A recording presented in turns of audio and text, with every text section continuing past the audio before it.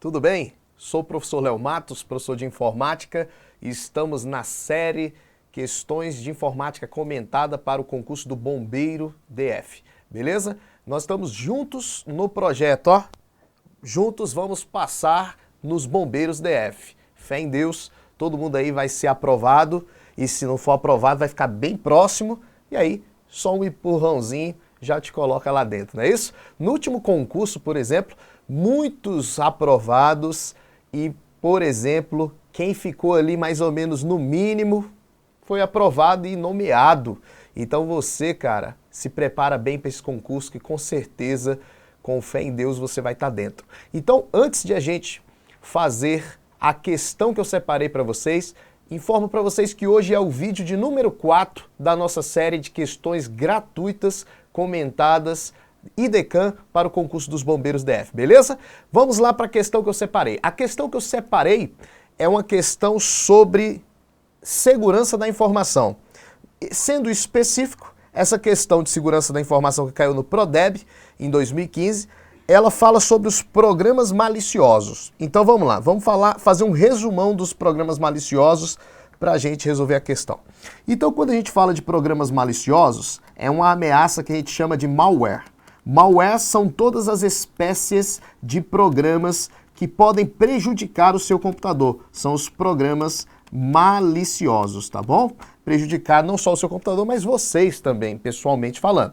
Então, veja bem, os programas maliciosos que nós podemos citar aqui, por exemplo, nós vamos colocar o vírus. O vírus, ele é o programa malicioso mais conhecido, e o que você tem que lembrar de vírus na hora da tua prova é que o vírus, ele infecta arquivos. Quando a gente fala que o vírus infecta arquivos, logo a gente também pode ter a seguinte palavra na prova: é um vírus, aquele programa que se torna parte de outro programa. Tá bom? É aquele que fica dentro de outro programa, de outro arquivo. Infecta programas, infecta arquivos. Logo a gente já traz uma outra informação importante aqui. Necessita de um hospedeiro.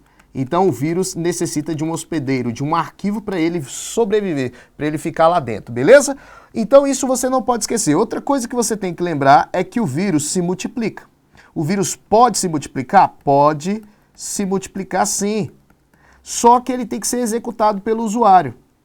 Então pode se multiplicar após a sua execução. E essa execução ocorre exatamente quando você executa o quê? O arquivo infectado.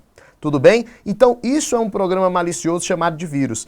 Pode ver que o vírus, o cara que foi colocar esse nome, com certeza ele pensou na analogia, né? Que o vírus biológico, o vírus orgânico, é aquele que fica dentro dos arquivos ou dentro das células do nosso corpo, exatamente como o vírus de computador que fica dentro dos arquivos, dentro dos seus programas. Então ele levou mais ou menos a ideia do vírus biológico, do vírus orgânico. E se você analisar, todos os programas maliciosos que nós vamos falar nesse vídeo, vocês vão ver que é uma analogia, beleza? Vamos lá. Voltando lá. Além do vírus, vocês têm que lembrar de quem? Vocês têm que lembrar também de um programinha chamado de worm. Os worms, gente, eles são programas maliciosos que se multiplicam. E aí, na prova, por isso que o cara colocou o nome de worms, né? Porque ele é um verme da internet. Ele se multiplica. Então a primeira coisa que você tem que lembrar é que ele se multiplica. Só que ele se multiplica diferente do vírus. Se multiplica automaticamente. Então não precisa ser executado por falhas de softwares. Falhas de softwares. Então, naturalmente, quem cria o worm, o programador, ele explora alguma vulnerabilidade de software, explora alguma falha de software. A outra coisa que você tem que lembrar do worm é que ele não infecta arquivos, não se torna parte de arquivos, não precisa de hospedeiro, não necessita de hospedeiro. Então você tem que lembrar disso, que ele não necessita de hospedeiro, logo ele não é a mesma coisa que um vírus. Os worms podem gerar um tráfego enorme na rede, porque ele se multiplica de computador para computador, computador para computador, usando a banda, né? A taxa de transferência dessa rede. Logo, a rede pode ficar lenta quando a gente tem os swarms, graças a essa grande multiplicação, a grande propagação de dados quando ele vai de um computador para o outro, tudo bem? Então esses dois vocês têm que saber diferenciar, o vírus e o worm, porque isso é o que mais cai em prova, beleza? Além desses dois programas maliciosos, vamos lá. Vamos falar de um outro aqui que também costuma cair bastante na prova, para a gente conseguir responder a questão daqui a pouco, ó. Nós temos um programa malicioso chamado de cavalo de Troia, também conhecido em inglês como Trojan Horse. O Trojan Horse, ou cavalo de Troia, também é uma analogia à história dos gregos e troianos, em que os gregos tentavam invadir Troia, Troia era uma estrutura invejável e indefesa, e conseguiram invadir da seguinte maneira: desenvolveram um cavalo de madeira gigante, deram de presente para os troianos que aceitaram, e aí esse cavalo estava recheado de greguinhos que abriram a porta para os gregos que estavam lá fora para invadir. Então, a gente entende que a história de Troia teve influência no nome, nesse nome aqui. Por quê? Porque esse programa aqui, ó, ele vem disfarçado. Ele é um programa disfarçado, é um programa aparentemente inofensivo. Vem disfarçado de joguinho, vem disfarçado de cartão de Natal, você instala pensando que é uma coisa, ou seja, o tal presente de grego, e ele abre as portas do teu computador. Abre as portas para quê? Abre as portas com esse objetivo, ó. Controle total do teu computador. O invasor tem o controle total do teu computador pelo cavalo de Troia. Ele pode acessar seu computador a hora que ele quiser através da internet, e aí ele pode apagar arquivos, pode instalar outros programas maliciosos, ele tem o controle total da tua máquina. Esse é o cavalo de Troia, programa disfarçado que abre as portas do computador para o invasor ter o controle total da tua máquina. E aí, com certeza, nessa questão aqui, tem um outro programa malicioso chamado de bot. O programa malicioso chamado de bot, ele é o menos conhecido pelos concurseiros. Quase ninguém estuda muito os conceitos de bot. O bot, gente, ele é um programa malicioso que se multiplica também. Vamos lá? Ele também se multiplica como se fosse quem? Os worms. Beleza? E permite o controle remoto. Eu costumo falar nas minhas aulas que o bot, na verdade, é a junção dos worms, porque eles se multiplicam, e a junção com os cavalos de Troia, com a principal função do cavalo de Troia. Como assim, professor? Olha aqui. Os worms se multiplicam? Sim. Os worms permitem controlar computadores à distância, acessar remotamente, invadir? Não. O cavalo de Troia se multiplica? Não. O cavalo de Troia permite acessar computadores à distância, controlá-los remotamente? Sim. Então o bot ele consegue ter a função do worm, que é se multiplicar, e a função dos cavalos de Troia, que é invasão, controle remoto, controlar os computadores à distância. Então, gente, perceba como é que funciona. Eu tenho aqui um computador que é o do atacante. Esse aqui é o atacante. Esse atacante vai enviar um bot para a vítima. A vítima vai fazer o quê? Vai executar o bot, que vai se multiplicar para outros computadores, que vai chegar para outras pessoas, que vai se multiplicar para outros, que vai se multiplicar para outros, e aí vai formando uma grande rede com bots. Um bot aqui, um bot aqui, um bot aqui, um bot aqui, um bot aqui. E aí sabe o que esse cara vai fazer? Ele vai usar todos esses computadores para controlá-los. Vai ser um controle múltiplo, uma invasão múltipla. Esse cara aqui acabou de criar o exército dele, ó. Ele acabou de criar o próprio exército dele e vai atacar algum outro computador na internet ou vai poder manipular todos esses computadores. Isso é um bot. E quando a gente tem uma rede de vários bots, como eu fiz no desenho, é o que algumas provas vão chamar de... Vamos lá. Algumas provas vão chamar toda essa rede que a gente criou de botnet. Botnet, o próprio nome já diz, net rede, rede de bots. Tudo bem? Então, com esses programas aqui, eu creio que a gente já consegue responder a questão da prova. Lógico que existem vários programas maliciosos, né, que podem cair. Nós temos os spywares, nós temos uma série de programas maliciosos. Porém, com essas informações a gente já consegue responder a questão da IDECAM. Vamos lá? Olha a questão da IDECAM.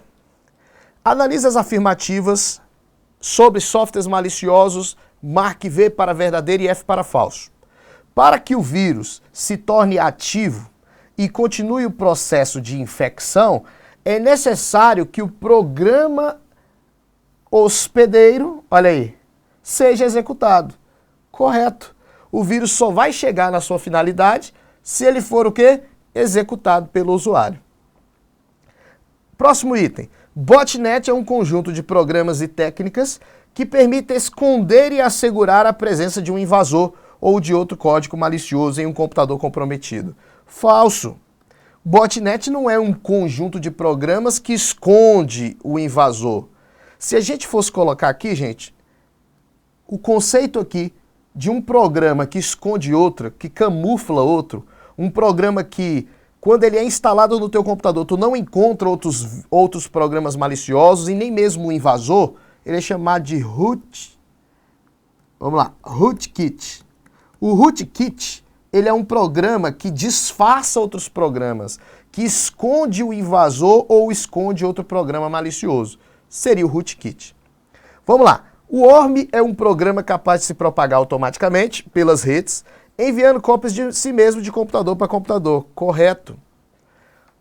Cavalo de Troia é um programa que permite o retorno de um invasor a um computador comprometido, por meio da inclusão de serviços criados ou modificados para esse fim. Esse não é o conceito de cavalo de Troia. O cavalo de Troia não é para voltar, não é para retornar, é para invadir. O programa que se encaixa perfeitamente aqui, gente, é o backdoor.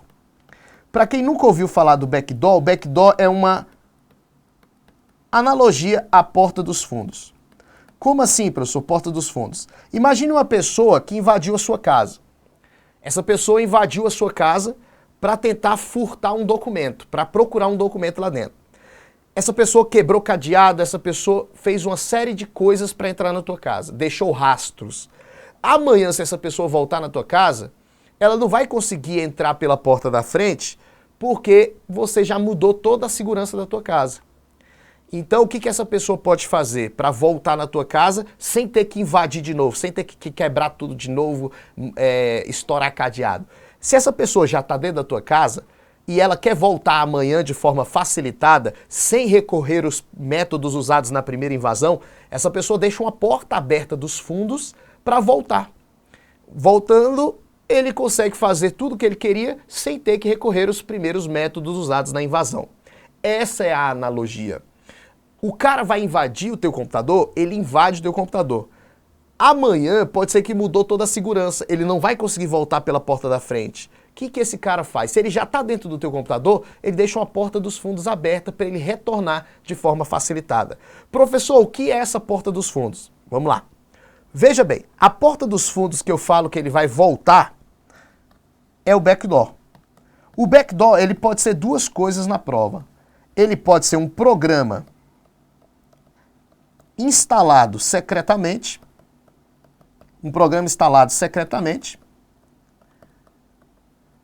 para garantir o retorno do invasor. O cara deixa um programinha instalado secretamente no teu computador, ou ele pode ser uma falha causada pelo invasor. Então ele pode deixar algo falho causado de forma intencional para que ele consiga voltar. Ele pode deixar uma falha em um código, ele pode deixar uma falha em um programa. Para quê? Para voltar de forma facilitada. Então o backdoor, a porta dos fundos é essa, o programa instalado secretamente ou a falha causada de forma intencional pelo invasor. Então aqui não seria cavalo de Troia, seria backdoor, tá falso. Então se a gente olhar lá, VFVF, vamos lá, VFVF, a letra B é a nossa resposta. Tudo bem? Então, finalizamos aqui mais uma questão comentada para te ajudar nesse concurso que tanto você está esperando, concurso dos Bombeiros DF. Ó, juntos vamos passar nesse concurso, beleza? Abraço para vocês e até o próximo vídeo.